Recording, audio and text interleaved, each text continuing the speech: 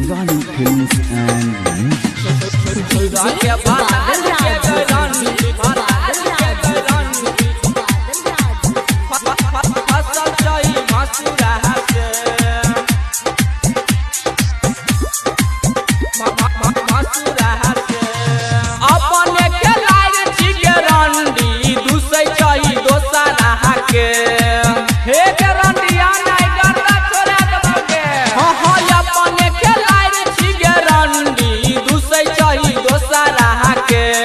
छोरा के भातार के खेला करी फसल चाही मसूरा से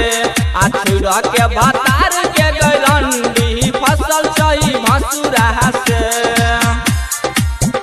छोरा के भातार के गरंडी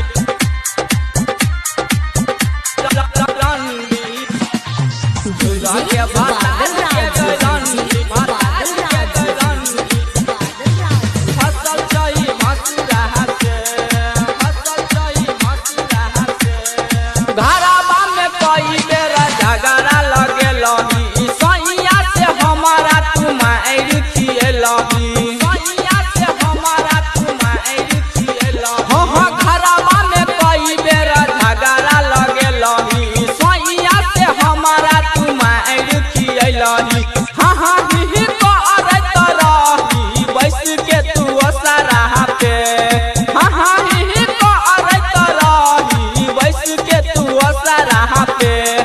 छोड़ी के भातार के खेला करी फसल चाही मसूरा से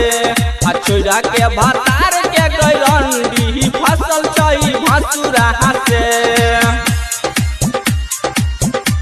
छोड़ा के भातार के गरंडी फसल चाही मसूरा से अब दही सैया तू गायक राम विलास के उ कैट दे बौरंडी के पूरा खानदान के कैट दे बौरंडी के पूरा खानदान हां हां या बदही सैया तू गायक राम विलास के उ कैट दे बौरंडी के पूरा खानदान के आशीष याना के रंडी पटाबै चाही ना खरा से